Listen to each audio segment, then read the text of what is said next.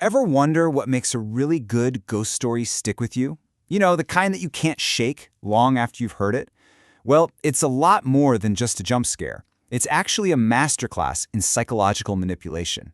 Today, we're going to pull apart a truly terrifying tale to see exactly how fear is built, word by word, to get right under your skin. Okay, so let's dive right in.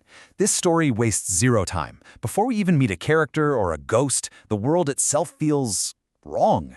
An ash-colored sky. I mean, think about that. That's not just gray. That's the color of death, of something that's already been burnt out.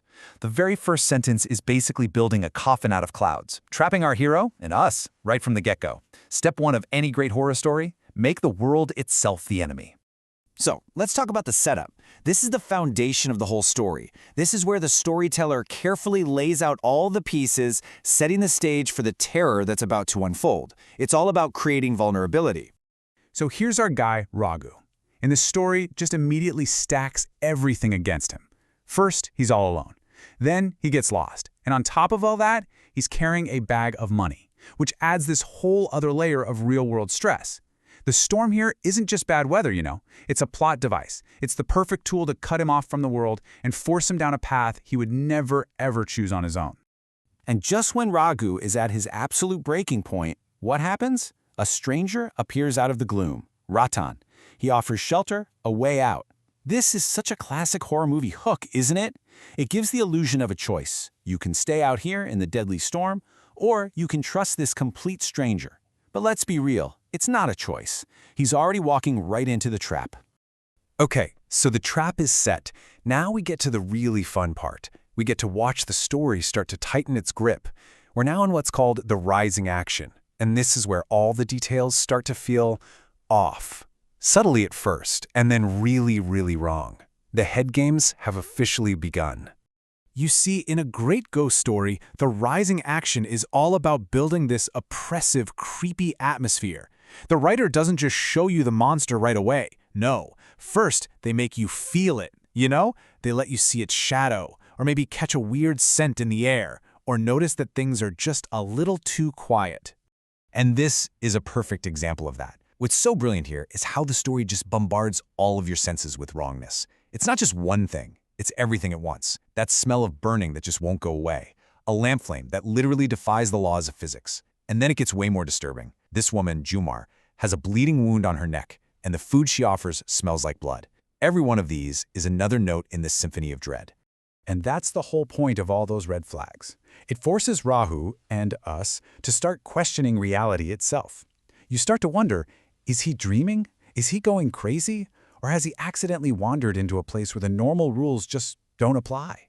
See, he's not just trapped by a storm anymore. Now he's trapped inside his own head, inside a nightmare. So this brings us right to the heart of the story. And instead of just some cheap jump scare, the story does something way more clever. It gives us a story within the story. It's a chilling confession that tells us the violent, tragic history of the very ground Raghu's standing on. I mean, look at how the line between what's real and what's a nightmare is just totally erased here. Raghu sees something absolutely horrifying, a man hanging from the ceiling, and his host just calmly tells him, "Oh, you were just having a bad dream." It's a brilliant way to disorient him, to shatter his defenses, and to make him a captive audience for the story Ratan is about to tell. And this is it. This timeline isn't just some boring backstory. It's the engine that powers the entire haunting.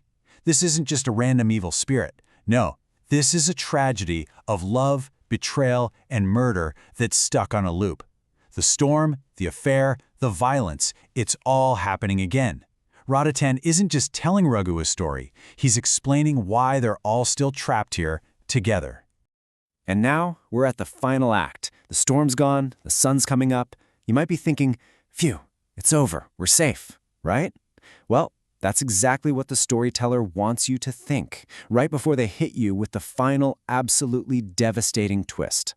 The story masterfully gives us this little moment of false hope. Morning's here, the world feels normal again. It's quiet, maybe a little weird, but you can explain it away. But then, watch this. The one thing that was causing him anxiety from the very beginning, that bag of money, is the very thing the story uses to drag him back. That is just such a clever and kind of cruel piece of writing. And there it is, the gut punch. When Raghu gets back, the tea shop isn't there. In its place are just the charred, black ruins of a hut that obviously burned down a long, long time ago. He didn't spend the night in a shop. He spent the night inside a memory. He was a guest in a ghost story. So as his mind is just scrambling to make sense of this, she appears, and she's holding his bag of money. The wind blows her veil back, and he sees this horrifying face. And then she says her name, confirming everything. It's Jumar, the murdered wife from the story that he thought was just a story. And this is the final, crushing blow. It's a full-on sensory assault. The smell of decay, the horrific sight of the ghost, every single creepy feeling, every detail that felt wrong all night, it all comes crashing down in this one pure moment of terror. It's just too much for his mind to take, and he collapses. So when you really break it down, what have we learned? The anatomy of real horror isn't about things jumping out at you. It's built carefully, layer by layer, with atmosphere, with things that mess with your senses, with psychological games, and at its core, a human tragedy. It's engineered to leave you with a fear that lingers, and a question that is very, very hard to shake.